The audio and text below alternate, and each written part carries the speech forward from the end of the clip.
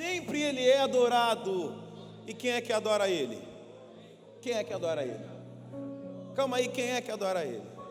Não, quem é que adora Ele? Para sempre Ele é exaltado, para sempre Ele é adorado. E quem é que adora a Ele? Diga assim: sou eu, somos nós. Por uma vez mais, um momento mais, erga suas mãos comigo e abra seu coração, libere alguma palavra no seu interior, dizendo: o Senhor é adorado pela minha vida, louvado seja o nome do Senhor. Vale mais um aplauso ao nosso Senhor Jesus Cristo. Aleluia. Graça e paz, boa noite a você que está aqui, a você que nos acompanha pela transmissão. Que bom estarmos juntos mais uma vez. Hoje, terça-feira, e aqui na Assembleia de Deus Bom Sucesso é noite da palavra, é noite de ensino, é noite de mergulhar na palavra de nosso Senhor. Abra comigo, por favor, o Evangelho de Jesus Cristo. Vamos até João. Aleluia. Capítulo 11 de João.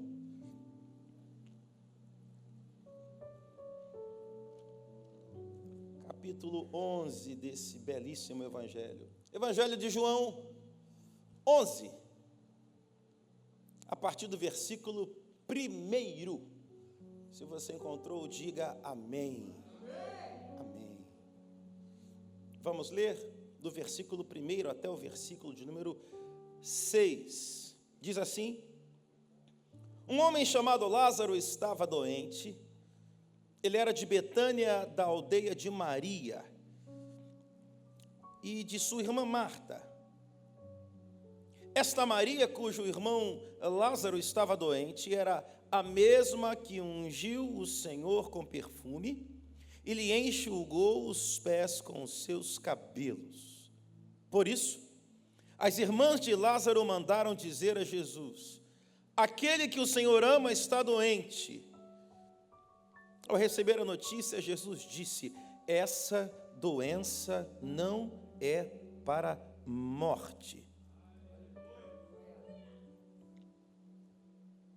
Essa doença não é para a morte. Louvado seja o nome do Senhor. Mas para a glória de Deus. Há um propósito nela, a fim de que o Filho de Deus seja glorificado por meio dela. Ora, Jesus amava a Marta e a irmã dela e também Lázaro. Quando soube que Lázaro estava doente, ainda se demorou 2 dias no lugar onde estava. Depois disse aos seus discípulos: vamos outra vez para a Judeia. Versículo 8. Os discípulos disseram: mestre, ainda há pouco os judeus queriam apedrejá-lo. O Senhor quer voltar para lá? Versículo 9. Jesus respondeu: não é verdade que o dia tem 12 horas? Se alguém andar de dia, não tropeça, porque vê a luz deste mundo. Mas se andar de noite, tropeça, porque nele não há luz. Tendo dito isso, acrescentou: nosso amigo Lázaro adormeceu, mas vou para despertá-lo. Aleluia. Então os discípulos disseram: Senhor, se dorme, estará salvo. Jesus falava da morte de Lázaro, mas eles pensavam que tivesse falado do repouso do sono. Então Jesus lhes disse claramente: olha só, Lázaro morreu. Por causa de vocês, me alegro de que não estivesse lá, para que vocês possam crer. Mas vamos até ele. Perceba o que diz o versículo 16. Então Tomé, chamado Dídimo, disse aos outros discípulos: vamos também nós para morrer com o mestre. Tem uma exclamação aqui, então você imagina que ele falou isso com entusiasmo. Amém? Língua portuguesa, gente, exclamação. Você fala, né? Vamos também nós para morrer com o mestre. Que desfecho bonito. Se fosse um seriado, seria: assista agora a cena do outro capítulo. Eu creio que Deus quer falar conosco nessa noite. Feche seus olhos, vamos falar com Deus. Pai Santo, obrigado por essa noite, por essa oportunidade única, singular, que o Senhor nos oferece.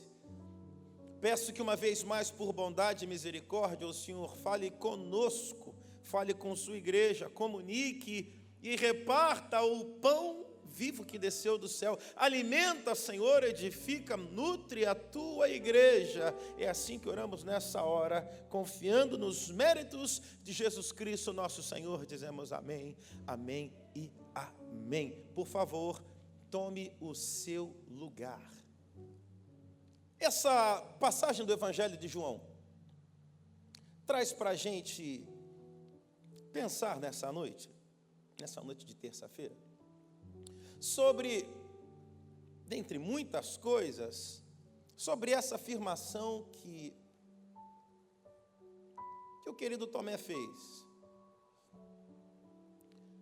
Fiz questão de pegar desde o versículo 1 para a gente acompanhar exatamente a cena, o que é que está acontecendo. O começo da cena não fala naturalmente de Tomé, o começo da cena fala de uma pessoa a quem Jesus gostava muito, tinha apreço, amava e que estava doente. Na verdade, um pouco logo depois morre. A cena começa aí. Mas à medida que isso acontece, você percebeu, fazendo a leitura comigo, que enquanto o Senhor Jesus Cristo fala sobre o que está acontecendo, sobre o que ele ouviu, sobre a notícia que chegou, à medida que ele vai discorrendo sobre o que está acontecendo lá e sobre o que está no coração dele, os discípulos vão dizendo vez após vez, como que intercalando. Eu já falei uma vez, fala você agora. Já participou de alguma situação assim? Fala você, eu já falei, fala você que eu já falei. Tenta demovê-lo dessa ideia estranha, esquisita, não sábia, não prudente de voltar para lá. Então Jesus está falando, aconteceu isso, a situação é essa, o relatório é esse, e nós vamos voltar para lá. Um a um vai chegando para dizer, mestre, com todo respeito, na linguagem do jurídico, né? Data vênia, mestre, não é melhor que a gente ora daqui, a gente intercede daqui, a gente levanta a mão, a gente faz uma campanha, a gente manda um áudio pelo zap e a gente crê, e a gente descansa. É melhor que a gente não vá até lá. Você percebeu isso na leitura do texto? E o que exatamente que ele, vez a vez, vai responder? Exatamente o contrário. A gente tem que voltar. A gente tem que voltar, a gente tem que voltar, a gente tem que ir até lá. E com isso, vai ficando claro que o grupo todo pensa que é melhor não ir, e apenas Jesus pensa que é exatamente o contrário, tem que ir. É importante a gente falar que esse grupo que anda com Jesus não é o grupo que está torcendo contra Jesus. Esse grupo que está andando com Jesus não é o grupo que está fazendo oposição a Jesus.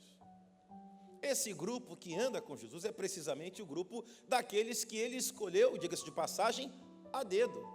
Não é que tinham 15 e ele tirou 12. Não, tinha uma multidão e da multidão ele tirou 12. Ele escolheu a dedo. Então esses que estão ali não estão fazendo campanha contra Jesus. Mas ainda assim eles estão na direção oposta, contrária. Até que chega um momento em que parece que todo mundo que queria falar já falou, ninguém mais quer acrescentar nada, resume-se a conversa em vamos para lá. E daí agora o representante do grupo dos 12 que vai tomar a vez é precisamente Tomé. E Tomé, que alguns de nós tem uma certa pinima com o coitado do nosso irmão, diferente dos outros, ele vai concordar com o que Jesus está dizendo. Diferente do que os outros já disseram, ele vai dizer, inclusive, com muita segurança, com muita propriedade. Alguém diria, com muita coragem, com muita altivez.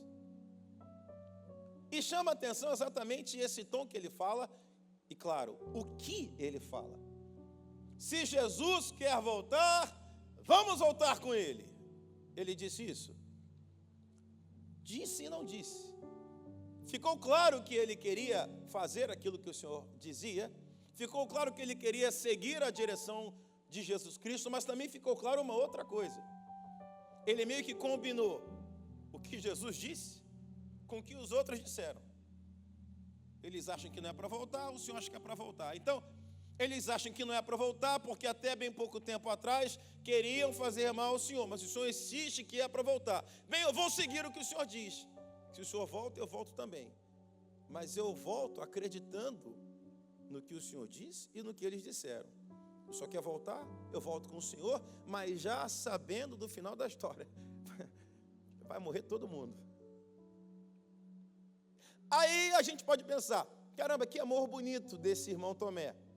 Porque se ele tem certeza que voltar para Betânia é Jesus morrer, se eu ficar aqui, Jesus morre lá. E como é que vai ser para eu viver sem Jesus? Tomé pensou rápido, não dá mais para viver sem Jesus. Se eu já provei de Jesus, se eu já conheci Jesus, se eu já desfrutei da caminhada com Jesus, não dá para viver sem Jesus. Então, se Jesus está indo para deixar esse mundo, eu vou com ele, a gente deixa esse mundo junto.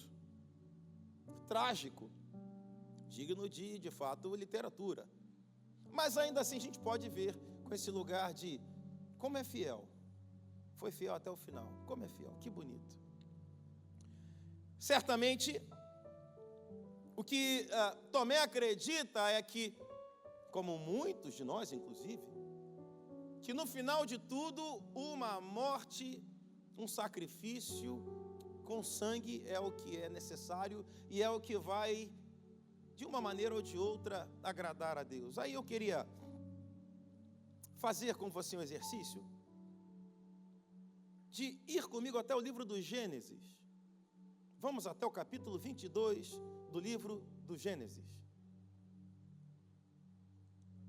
Gênesis 22, a partir do versículo 9. Lembrando que o último versículo que lemos no Evangelho de João é precisamente Tomé dizendo: vamos também nós para morrer com o Mestre. Morte. Gênesis 22, a partir do versículo 9, a gente lê assim: chegaram ao lugar que Deus lhe havia indicado. Ali Abraão edificou um altar, arrumou a lenha sobre ele, amarrou Isaque, seu filho, e o deitou no altar em cima da lenha. E estendendo a mão, pegou a faca para sacrificar o seu filho. Mas do céu o anjo do Senhor o chamou: Abraão! Abraão! Ele respondeu: eis-me aqui. Então ele disse: não estenda a mão sobre o menino e não faça nada a ele, pois agora sei que você teme a Deus, porque não me negou o seu filho, não me negou o seu único filho. Abraão ouve Deus falar com ele, e um pedido que certamente ele não gostou de ouvir, porque não fez muito sentido, mas ainda assim ele obedeceu, mesmo sem fazer muita lógica, mesmo sem ter uma compreensão clara do que era a vontade de Deus, ele decidiu: eu vou fazer. A narrativa que acabamos de ler diz que quando ele chega muito perto de fato, sacrificar o próprio filho, ele é interrompido. O movimento, você imagina, como eu também imagino, é de uma faca, de um punhal, do cutelo, que se levanta e para baixar, para descer, tem que fazer força. É claro que ele, enquanto o pai, está juntando toda a força do mundo para fazer aquilo, mas não imagino, como pai que sou hoje, como muitos que aqui também são pais e mães, que se ele se predispõe a obedecer a Deus, ele tem a intenção de vir furando o filho dele aos pouquinhos. Isso ia provocar mais dor? Sim ou não? Então, eu imagino, e acredito que você concorde comigo, que a intenção de Abraão era resolver aquilo em um único movimento, em um único ataque. Força, firmeza, pontaria, um único. Eu imagino que ele puxa o ar, levanta com força para executar de uma vez só, para desferir um único golpe, até que dos céus brada-se essa voz e diz: não precisa, para, congela. Naturalmente, eu acho que foi difícil demais para ele fazer esse movimento, embora ele aguardasse por algum tipo de livramento. E a voz agora segue dizendo: não estenda a mão sobre o menino e não faça mal nenhum, não precisa fazer mal nenhum. Pense você comigo, quanto de interrogação deve ter passado na cabeça de Abraão naquele momento? A ordem dada alguns dias atrás foi: vai, pega, se dirige, prepara tudo, sobe lá, você vai sacrificar, lá você vai matá-lo. Quando eu chego na hora, a faca está afiada, está tudo certinho, manda parar? Caramba! E se eu não estou ouvindo direito? E se meu ouvido está meio sujo? E caramba, isso foi por um triz. Curioso a maneira que a palavra de Deus nos diz o que foi a cena a seguir. O diálogo foi: não faça mal a ele, porque agora eu sei que você teme a Deus.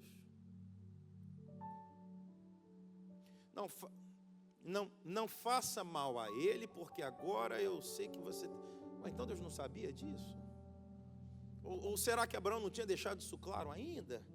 Porque você não me negou o seu filho, você não me negou o seu único filho. E daí uma grande interrogação surge para mim: qual seria o interesse de Deus, o Criador, o autor e doador da vida, ver a vida que Ele deu? Nós queremos assim: Deus sopra o fôlego de vida em nós. Qual seria o interesse desse Deus de ver a vida que Ele criou, que Ele deu, que Ele otorgou, que Ele doou, ser tomada por um outro homem que Ele também deu a vida? Qual é a lógica disso? A gente pesquisa um pouquinho de história e a gente vai lembrar que ao longo da história da humanidade houveram homens que governaram, e ainda hoje inclusive, que têm prazer nesse tipo de situação. A gente vai lembrar, por exemplo, para ficar só no período bíblico aqui, do Novo Testamento, a gente vai lembrar dos imperadores romanos e da construção que fizeram de arenas, a maior delas o Coliseu, para justamente ver vidas serem tomadas.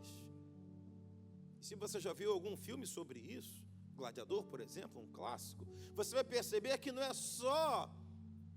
só o imperador que está achando graça daquela desgraça. O imperador não é o único que está desfrutando daquele momento horrível. A plateia toda está curtindo junto. Na verdade, a coisa cresceu tanto que agora é como se fosse um presente para a população. Vou trazer mais um espetáculo. Que espetáculo é esse? De gente sendo morta. Seria esse o interesse de Deus? Diz a minha Bíblia que Deus não tem prazer na morte do ímpio. Prazer nenhum. Vai morrer, vai acontecer a morte, mas Deus não tem prazer nisso. Qual seria o interesse do Criador, repito, o autor e doador da vida, de ver a vida que Ele deu ser tomada por um outro homem também criado por Ele? Então, calma aí, então Deus cria dois homens, põe eles juntos para se bater, se estapear, se esfaquear, até ver quem fica por último. Que graça teria isso para Deus? Não tem graça nenhuma. Aí eu lembro que a Bíblia diz com muita clareza sobre personagens que Deus quis executar, e Deus executou. Ainda hoje eu estava lendo sobre aqueles moços aprendizes de profetas e sacerdotes que faziam o que era mal diante dos olhos do Senhor. O pai tentou falar, o pai tentou corrigir, e diz a Bíblia, mas Deus fez com que eles não ouvissem, porque Deus os queria matar. Então, se Deus quisesse matar, como fez em tantas outras circunstâncias, Deus simplesmente executaria, não se tratava disso. Se você tem sua Bíblia aberta ainda, Gênesis 22, a partir do versículo 13, esse mesmo capítulo em que estávamos, a partir do versículo 13, diz assim para nós, 13, Abraão ergueu os olhos e viu, atrás de si um carneiro preso pelos chifres, entre os arbustos.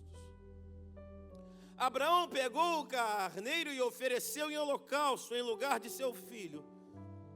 E Abraão deu àquele lugar o nome de O Senhor Proverá. Daí, dizer-se até o dia de hoje, no monte do Senhor se proverá. 15. Então do céu pela segunda vez, o anjo do Senhor chamou Abraão e disse: por que você fez isso? E por que não me negou o seu filho, o seu único filho? Preste atenção, Abraão. Eu juro por mim mesmo, diz o Senhor, que certamente o abençoarei e multiplicarei a sua descendência como as estrelas dos céus e como a areia que está na praia do mar. Sua descendência serão benditas, na sua descendência serão benditas todas as nações da terra, porque você obedeceu a minha voz. Talvez aqui ainda não fizesse muito sentido para Abraão. Lembre da cena, o menino, quem sabe ainda terminando de descer daquele altar, quem sabe soltando as cordas ainda, e agora a voz está dizendo isso: olha, por que você fez isso? Fiz o quê? Quase matei meu filho, sim, mas você não matou porque eu impedi. E você ter ido tão longe, é isso que está dizendo aqui, porque você fez isso, você não me negou o seu único filho, eu juro por mim mesmo. E começa a discorrer um montão de coisa: vou te abençoar, vou te multiplicar, sua descendência vai ser como as estrelas do céu, como a areia da praia do mar, sua descendência vai tomar posse das cidades dos seus inimigos, sua descendência será bendita, e não apenas ela, todas as nações da terra serão por conta dela, porque você obedeceu a minha voz. E daí, meus irmãos, lembra do primeiro texto que li com os irmãos, no Evangelho de João? Agora esse segundo texto. Perceba que nas palavras de Tomé, algo que traria prazer a Deus é entregar a vida para Deus, no sentido de ser morto. Na cabeça de Tomé, fazer a vontade de Deus, na cabeça de Tomé, agradar a Deus seria entregar a própria vida para ser morto. Na cabeça de Tomé, Deus teria prazer na entrega dele para a morte. Possivelmente Abraão fica confuso porque ele também vem de um contexto sociocultural religioso em que existem ofertas com sangue. Ele só não tinha visto ainda servindo a esse Deus, não aqueles lá que tinham ido dos caldeus, nesse Deus que o chamou, a esse Deus ele não tinha visto ainda uma experiência em uma oferta com seres humanos. Isso a gente viu lá com Moloque, a gente viu com outros deuses, outras entidades do Antigo Testamento naquela região do Médio Oriente. Agora, a esse Deus que o chamou, não, a esse Deus nunca tinha acontecido. Então talvez o choque fosse esse: caramba, eu não sabia que esse Deus também requer sacrifícios com sangue humano, eu não sabia disso, mas eu vou obedecê-lo. Tomé e Abraão, por um instante, pensaram, consentiram, deduziram que Deus tem prazer em que se apresente a ele sangue humano, sacrifícios humanos, pessoas, seres humanos sendo apresentados como uma oferta. E o que essa voz, agora a partir do versículo 13, tenta dizer para Abraão é que, na verdade, não é bem isso. Abraão, a sua entrega, a sua determinação, a sua coragem, sua fidelidade, sua lealdade, sua devoção a esse Deus que não foi apresentado por seus pais, você conheceu sozinho, isso são coisas absolutamente louváveis, Abraão. Mas à medida que a gente vai caminhando, Abraão, tem que te contar um pouco mais de quem eu sou. E na verdade eu não estou interessado em tomar o seu filho. Não é interesse meu, não vai glorificar meu nome ver esse filho tão bonito que nasceu fruto de um milagre, 100 anos, uma senhora idosa, ela já era estéril e jovem, e estéril, ver esse garoto agora num sepulcro, num jazigo, com umas pedrinhas e uma lápide bonita, não vai glorificar o meu nome, Abraão, meu amigo.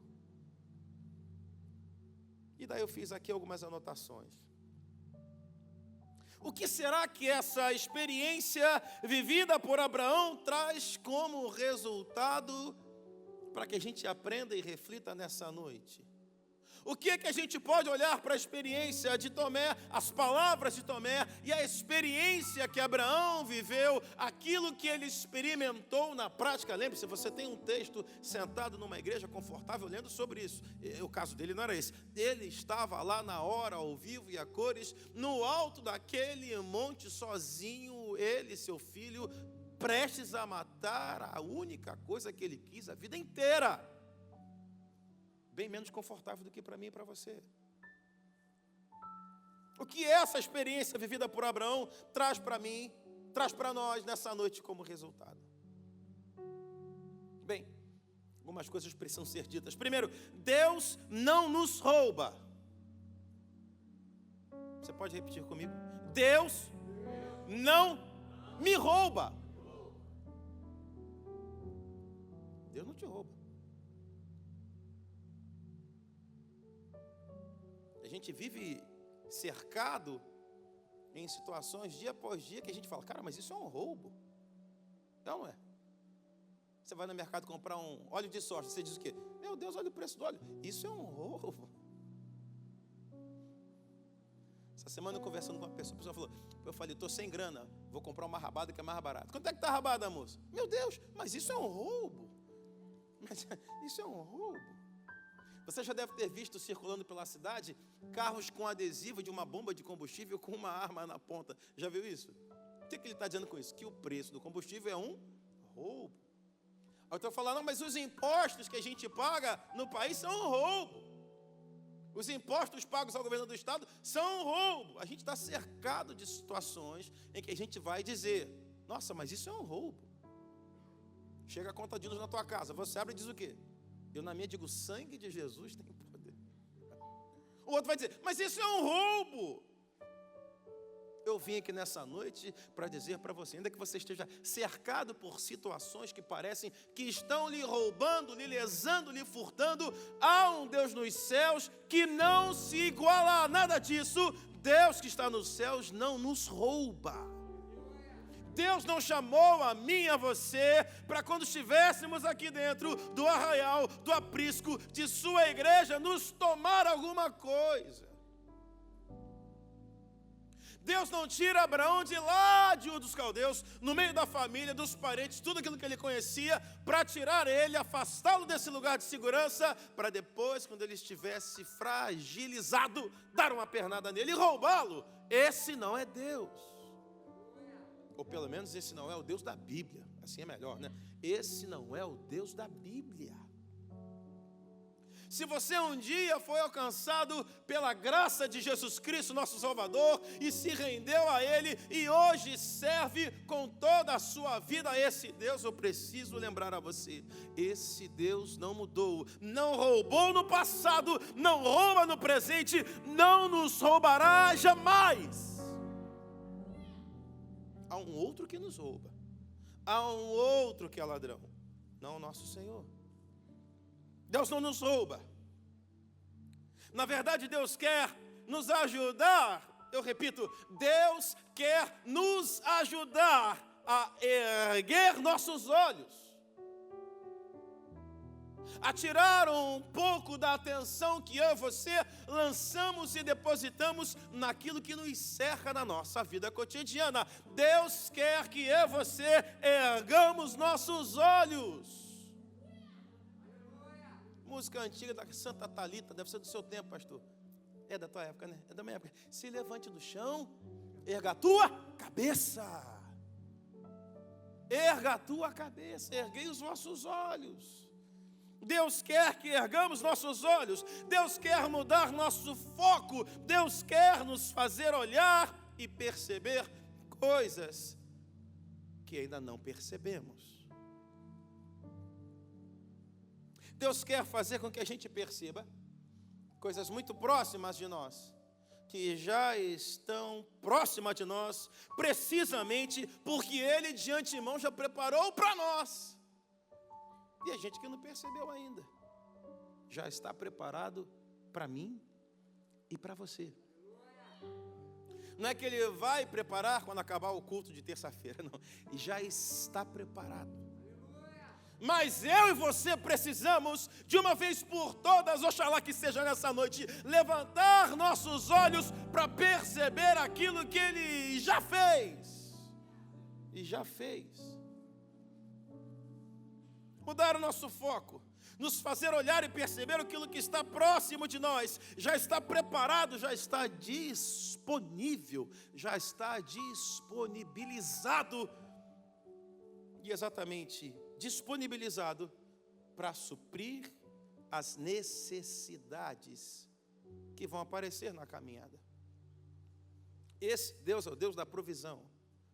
E é exatamente esse Deus que quer atrair a minha atenção e a sua atenção para que a gente volte nossos olhos para outro lugar onde já está disponibilizada a provisão do Senhor para mim e para você. Curioso, tanto Abraão quanto Tomé tinham essa percepção. Não, para agradar a Deus, você tem que ser sangue. Vou entregar a minha vida como oferta. Entregar como? Não, vou partir para a morte. Não, mas não é isso que Deus está pedindo. Volto a dizer, no que seria glorificado o Filho de Deus. Pense comigo. Se de fato aquela projeção catastrófica se cumprisse, se de fato Jesus Cristo, ao retornar para Betânia, fosse assassinado, uma emboscada, uma tocaia na estrada, chegando próximo à cidade, e se ele fosse assassinado junto com os 12, de uma vez só, morrem os 13, no que é glorificado o nome do Senhor nisso? 13 corpos. No que é glorificado o Senhor? Curiosidade. Fazendo uma pesquisa sobre a palavra sacrifício,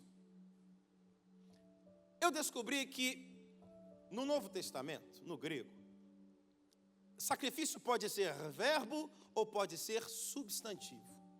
E qual a diferença? Bem, a diferença eu vou dizer para você. Quando aparece como verbo, na verdade, então, só cabe a aplicação em que, de fato, há morte com derramamento de sangue. Só cabe, então, a aplicação em que, de fato, a vida é perdida. E assim sendo, sacrifício no Novo Testamento unicamente vai estar sempre associada à pessoa de Jesus Cristo.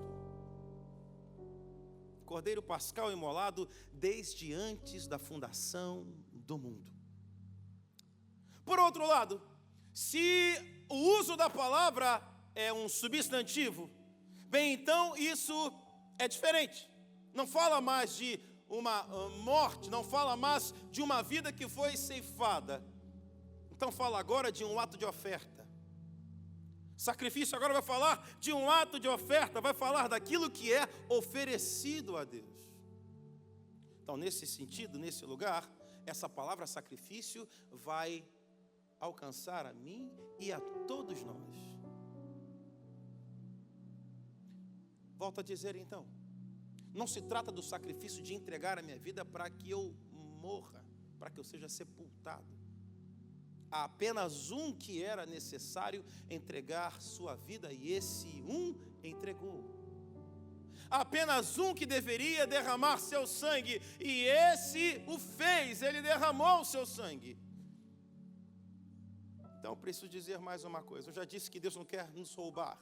Eu já disse que Deus não quer me roubar, nem que Ele quer te roubar. Eu vou te dizer mais uma coisa. Deus não quer a minha morte. Deus não quer a tua morte. Há alguns anos atrás, você talvez tenha ouvido falar sobre isso. Houve uma seita, inclusive com ar de cristã, onde o líder dessa seita conseguiu convencer um grande número de pessoas a vender tudo que eles possuíam, todas as suas posses, abrir mão de todas as suas economias, irem para um lugar remoto, deserto, ermo, e lá produziu uma cena de homicídio coletivo, suicídio coletivo. Todas aquelas pessoas que foram fazer esse momento de peregrinação, de fé, essa jornada de fé, terminaram mortas. Isso não é ação do Deus da Bíblia. Ele mesmo disse: eu vim para que vocês tenham vida, e não qualquer tipo de vida. Eu vim para que vocês tenham vida com abundância. Ou seja, eu vim oferecer a vocês o melhor tipo de vida que pode se imaginar. Não existe vida melhor do que aquela que Jesus oferece. Não existe qualidade de vida melhor do que aquela que o Filho de Deus oferece a mim e a você. Ele veio para nos dar vida e vida em abundância. Deus não quer nos roubar, pois bem, Deus também não quer a nossa morte. Deus quer que vivamos. Louvado seja o nome do Senhor. Pois bem, então, como conciliar todas essas coisas? Que tipo de sacrifício é esse que Deus deseja?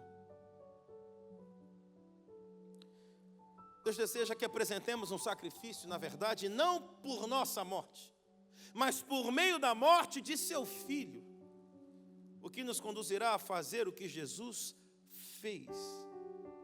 E o que exatamente Jesus fez?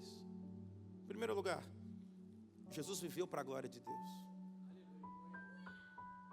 O que Deus espera que eu e você façamos com a vida que Ele nos deu? Ele quer que eu e você vivamos para a glória de Deus. Em primeiro lugar. Em segundo lugar, Deus deseja que vivamos inteiramente para Deus. É possível viver e trabalhar muito por uma causa e no final não ter associação nenhuma com aquela causa. Você sabia? Texto que o pastor Jaime gosta demais, Lucas 15. Temos um pai, temos 2 filhos, e um filho trabalha pra caramba. Um filho se entrega demais. Um filho é comprometido demais. Um filho honra a carga, honra o compromisso, e digo mais, vai além, trabalha muito. Mas quando chega o momento de estar com o pai, não com o patrão, com o pai, você lembra o que ele diz? Eu queria que o senhor me desse meu pagamento de um jeito que eu pudesse usar meu pagamento longe daqui. Não me incomodo de trabalhar para o senhor, não me incomodo de trabalhar para o seu benefício, não me incomodo de trabalhar para a expansão dos negócios, não me incomodo que a fazenda cresça através da minha dedicação, mas na hora que eu tiver que ter comunhão, eu não queria ter comunhão com o senhor. Eu queria ter comunhão fora. Então eu disse a você, em primeiro lugar, Deus quer que vivamos para a glória de Deus.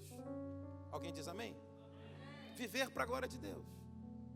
O que seria viver para a glória de Deus? Entregar, como diz o hino da Cassiane, meus dons e talentos para servir. Você diz amém? Mas Deus não quer só isso. Deus não quer apenas que eu e você trabalhemos e fiquemos esgotados, exauridos, trabalhando em prol da glória dEle. Ou trabalhando em prol da glória da igreja dEle. Ou trabalhando em prol do crescimento e expansão do reino dEle. Ele quer isso também. Porque de nada vale se fizermos tudo isso e vivermos longe dele. Seremos apenas trabalhadores, operários, mão de obra. Deus não veio nos roubar, Deus não quer a nossa morte, Deus também não quer que sejamos operários. Deus quer mais do que isso. Deus quer que vivamos para a glória de Deus, mas Deus também quer que vivamos para Deus, para desfrutar de Deus, para estar com Deus, para conhecer a Deus e de Deus sermos conhecidos. Vontade de Deus. Mas ainda há um terceiro ponto. Deus quer fazer de nós sacrifícios vivos. Deus quer fazer de nós sacrifícios vivos. Deus quer fazer de nós sacrifícios viventes.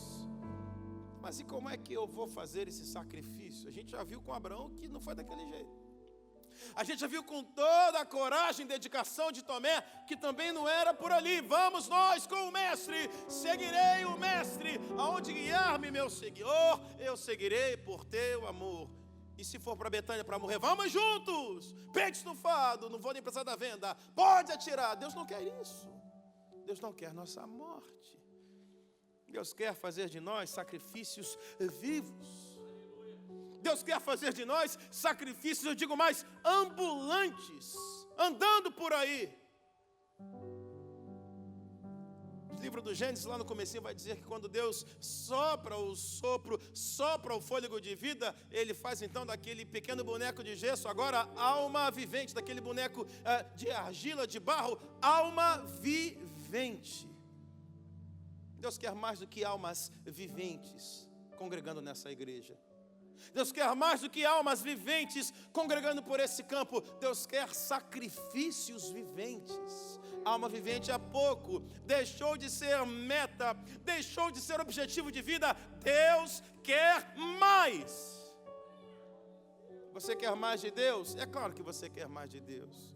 Aquela canção linda do Kleber Lucas, muito mais de Deus. Sim, nós queremos muito mais de Deus.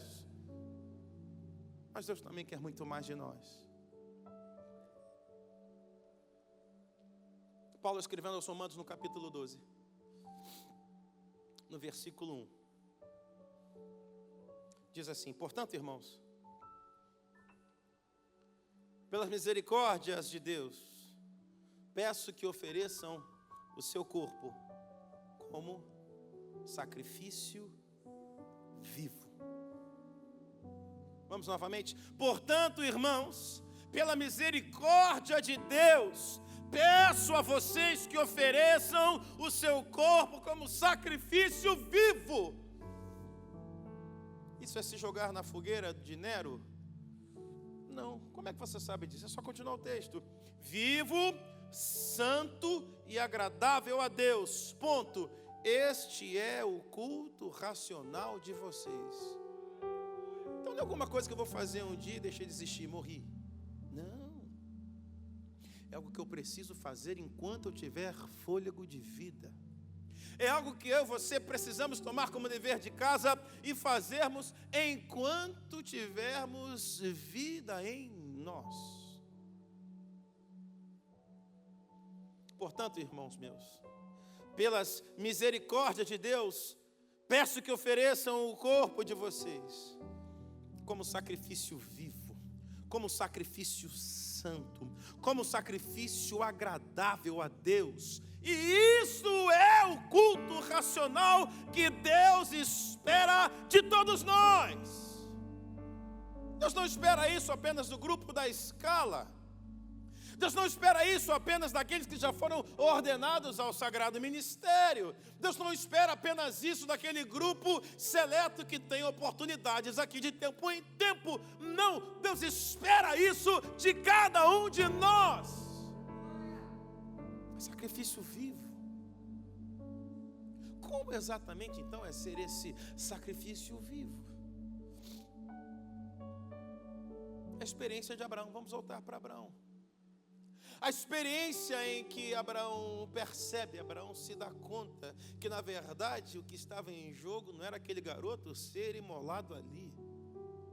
Na verdade o que estava em jogo era saber como Abraão olhava para aquele garoto, como aquele garoto tinha agora poder de influência sobre Abraão ou não. O que estava em jogo era como Abraão olhava para ele, como Abraão olhava para Deus, como Abraão olhava para a terra, como Abraão olhava para os céus, como Abraão olhava para o presente que representava algum tipo de esperança de futuro na terra, e como Abraão olhava para aquele que era a esperança de uma eternidade. Como olhar? Veja a sua vida. Veja a sua vida hoje, como você está, onde você se encontra, aquilo que você faz, aquilo que faz parte do seu cotidiano. Disse e repito, Deus não quer te roubar nada. O que quer que você tenha, quem quer que você seja, Deus não quer te roubar nada. Contudo, talvez o Espírito Santo esteja dizendo para você, deixa de olhar tanto para isso. Erga seus olhos. não vai doer nada. Talvez doa um pouquinho, mas você vai perceber que isso vai te fazer bem. Você vai perceber que isso não vai ser tomado de você. Na verdade, é um rearranjo do que está no nosso interior. É um rearranjo, uma reorganização do que está no nosso coração. É um realinhamento de prioridades daquilo que permeiam nossas mentes. O garoto vai continuar contigo. Não vai a lugar nenhum. As promessas sobre ele vão se cumprir. E Deus ainda faz mais, Ele estende, vai começar a falar. Ele vai fazer, vai acontecer, vai conquistar, vai crescer, vai tomar cidades dos inimigos. Todas as nações da terra serão benditas por conta de você, rapaz. Não é para te fazer mal, não é para te tomar nada, não é para nem te empobrecer, muito pelo contrário. Diz a minha Bíblia que a bênção do Senhor enriquece sem acrescentar dores. Deus não quer produzir dores. Deus não é um Deus sádico. Não há prazer nenhum em ver seus filhos sofrer. Nenhum. Entretanto, é preciso que eu e você, assim como aconteceu com o nosso querido patriarca Abraão, passe por experiências na nossa vida em que vão nos ajudar a redirecionar nosso foco, que vão de tempo em tempo nos ajudar a realinhar prioridades, que vão de tempo em tempo nos levar para esse lugar de reflexão de onde será que estou colocando prioridades, onde será que estou elencando aquilo que de fato é fundamental, aquilo que é importante, aquilo que é necessário, aquilo que é crucial, aquilo que é imprescindível.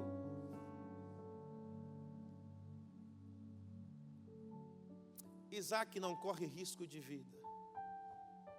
O que é Isaac para você? Quem é Isaac para você? Vim para falar da parte do Espírito Santo. Isaac, o teu Isaac não corre risco. Deus não vai tomar o Isaac de ninguém. Agora, qual lugar que esse Isaac está? Isaac está no lugar certo? Porque enquanto Isaac estiver no lugar do Isaac, não tem problema nenhum. A questão é se o Isaac está sentado em outro lugar. Só quem pode responder isso somos eu e você. Você responde pelo teu Isaac, eu respondo pelo meu Isaac. Onde é que teu Isaac está sentado? Onde é que está colocado o seu Isaac? O que Deus disse que vai fazer, Ele vai fazer. Ah, mas Deus mudou de ideia? Não, Deus não mudou de ideia, não. Ele prometeu que era um filho que vinha na velhice. Esse filho seria o início de uma trajetória, de uma quantidade simplesmente impossível de se contar. Tudo isso vai se cumprir, não tem a menor dúvida, porque Deus não mente. Não mentiu no passado, não mente hoje, não vai começar a mentir amanhã. Deus fala a verdade. Deus, diz o próprio Evangelho, Jesus falando, eu sou a verdade. Não há sombra de variação nele. Portanto, meus irmãos, pelas misericórdias de Deus, peço que vocês ofereçam o corpo como sacrifício vivo. Sacrifício vivo? Mas sacrifício fala de morte. Que morte é essa? Não a morte da nossa vida. Não a morte das nossas promessas. Não a morte daquilo que Deus já nos entregou, dons, talentos, bens, ministério, vocação. Nada disso precisa morrer. O sacrifício que Deus espera, o sacrifício que Deus quer de mim e de você, é o mesmo sacrifício que Jesus Cristo demonstrou enquanto vivia aqui. Viver para a glória de Deus. Viver para Deus.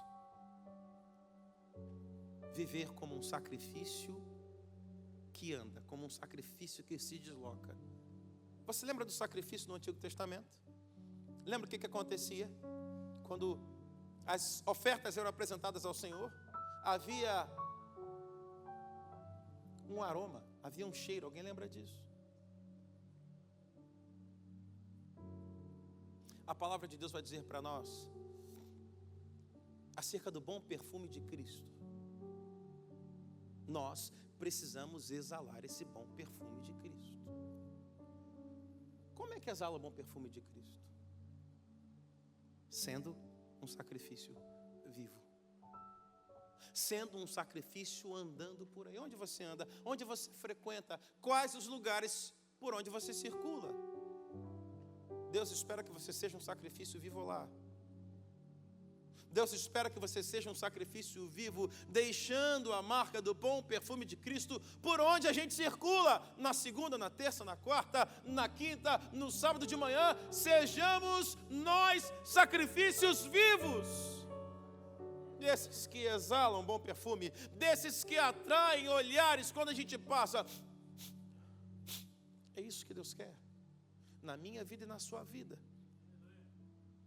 que vivamos como sacrifícios vivos.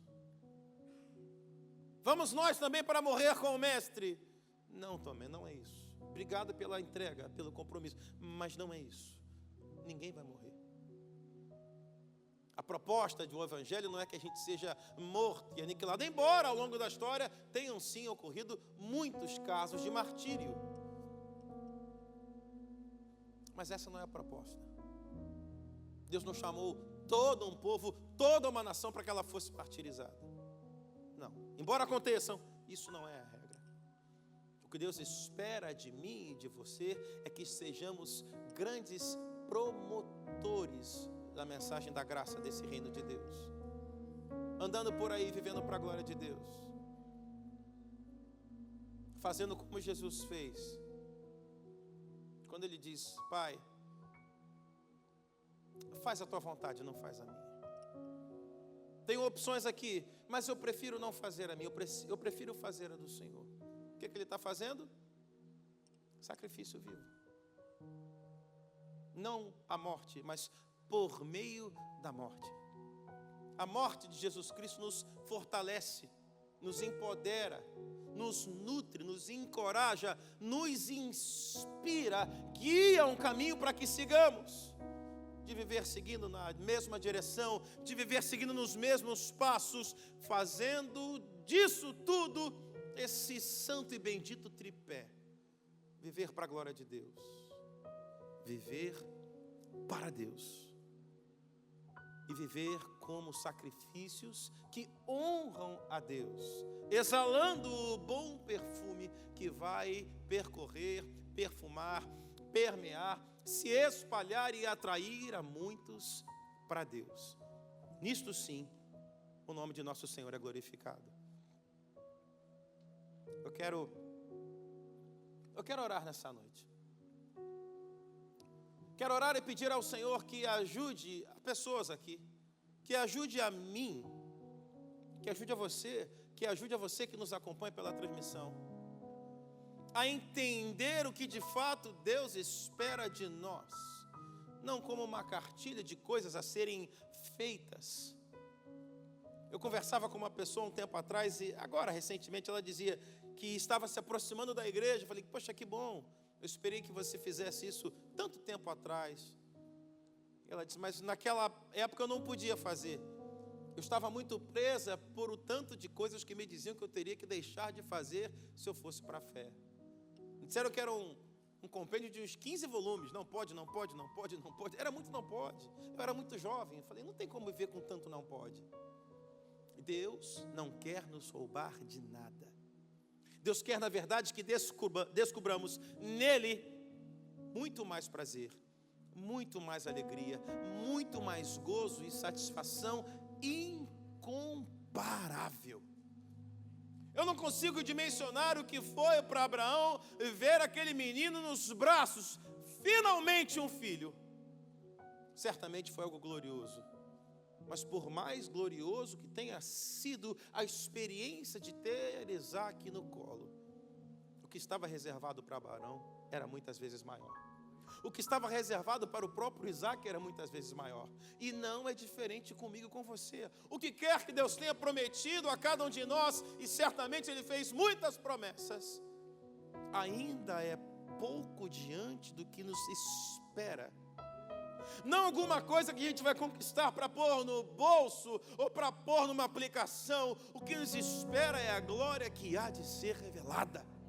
O que nos espera é a vida vindoura. O que nos espera é a nova vida que Ele vai nos entregar. O que espera é uma pedra com um novo nome. É muito maior. Volto a dizer, o que quer que tenha sido prometido para você, da parte de Deus, Deus vai cumprir. O que quer que tenha sido prometido para você em tom de uma grande e bendita promessa, Deus vai honrar. Não é interesse dele fazer trocadilho ou pegadinha com ninguém. É promessa, Ele vai dar. É promessa, Ele vai cumprir. É promessa, a porta vai abrir. Deus vai fazer. Mas há muito mais. Não se permita ser levado para esse lugar de confusão. Lembra do que a voz disse para Abraão? Erga seus olhos. Mas e o garoto? O garoto vai continuar aqui, não vai continuar nada de mal com ele. Erga seus olhos, levante seu olhar, mude a direção da sua vida, realinhe seu caminhar, mude o foco, olha para o alto. Não precisa abandonar, não precisa largar, pode permanecer com tudo, mas o coração precisa mudar. Pode permanecer com tudo, mas o seu olhar tem que ser diferente. Pode permanecer com todas as bênçãos. Ele mesmo falou, se vocês sendo maus, conseguem dar coisas boas. Vocês é tudo gente ruim e conseguem fazer boas ações, quanto mais o vosso Pai que está nos céus. Também não vos dará todas as coisas. Você conhece alguém generoso? Eu conheço. Mas essa pessoa generosa que me refiro não pode ser comparada ao nosso Deus. Pai das misericórdias, príncipe da paz, Pai das luzes, mas eu também diria Pai da generosidade. Dá como ninguém. Abençoa como ninguém, acrescenta como ninguém, enriquece como ninguém. Deus é generoso. Possivelmente você já tenha provado, experimentado da generosidade desse Deus. Pois eu venho para te dizer, Deus tem muito mais de sua generosidade para revelar a você. A ter nosso coração realinhado, a ter nossa visão redirecionada. Deus precisa nessa noite tratar com pessoas aqui. Deus precisa nessa noite acrescentar, quem sabe, uma graça para um renovo naquilo que tem sido a sua vida diária, cotidiana. Quem sabe você vai para casa hoje e você vai perceber o Espírito Santo dizendo, não, realmente isso aqui eu preciso rever. Pode ser melhor isso aqui. Eu posso fazer de outra forma. Eu posso me apresentar para Deus de outra forma. Eu posso me declarar, me derramar para Deus de uma outra forma. A obra não é de homens, a obra é do Espírito Santo. A obra não é de homens, a obra não é feita com argumentação. A obra é feita pela ação do Espírito Santo que penetra no meu interior e no seu interior nessa hora. Feche seus olhos, eu quero orar.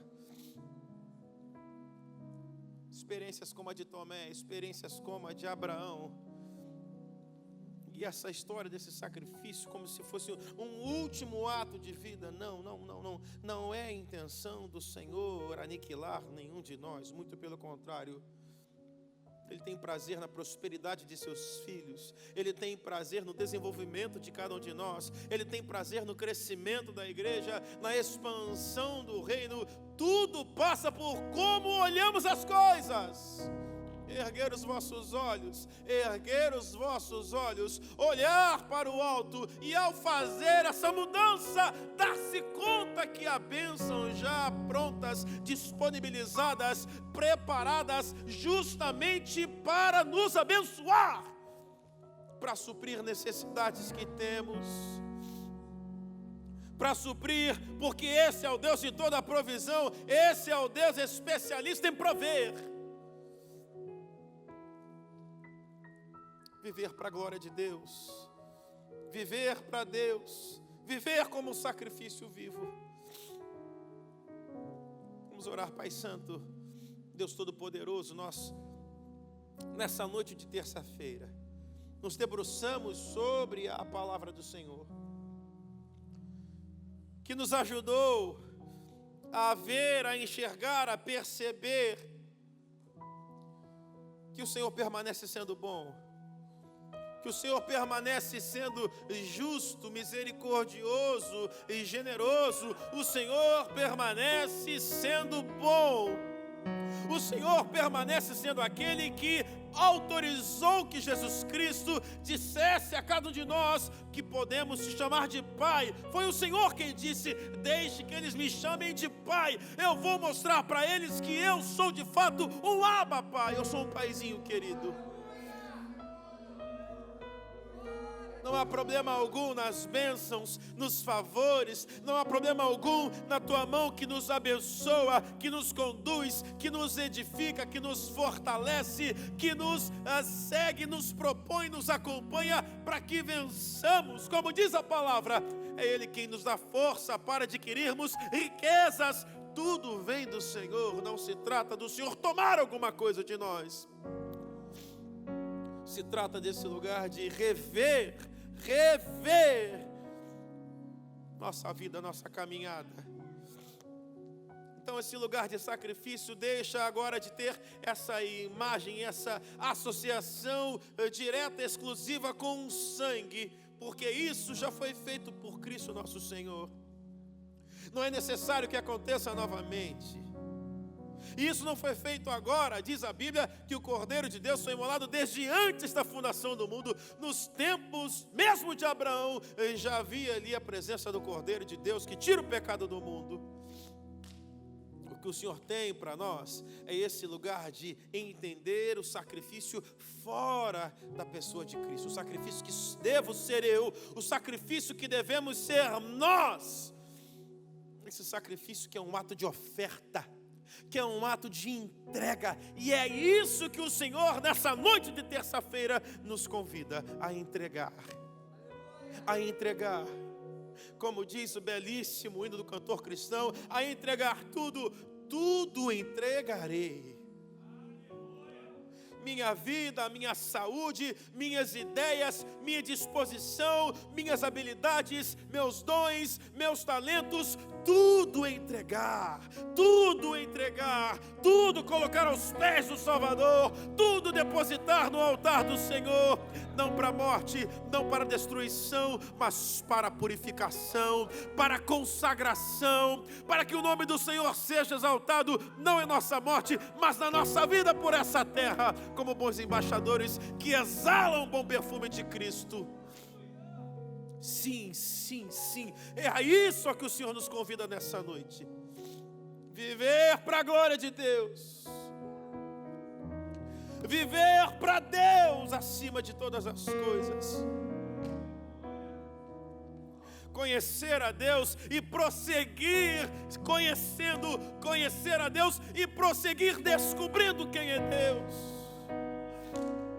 Nessa noite de ensino da palavra, o que Deus quer nos ensinar é que precisamos ser sacrifícios vivos, não como aqueles que eram executados e morriam, não, mas como aqueles que seguem vivendo e oferecendo suas vidas, seguem vivendo e oferecendo suas vontades, seguem vivendo e oferecendo tudo que têm e possuem. Sacrifícios vivos, santos e agradáveis para Deus, o nosso culto racional. Assim oramos, crendo que o Senhor é bom em todo tempo para nos ajudar, para nos instruir, para nos ensinar, e que assim o nome do Senhor seja glorificado, que assim o nome do Senhor seja engrandecido, que assim a igreja do Senhor avance e o Senhor, através de nós, atraia a muitos para si. É assim que oramos agradecidos, em nome do Senhor Jesus Cristo, dizemos amém, amém e amém. Que o Senhor te abençoe em nome de Jesus.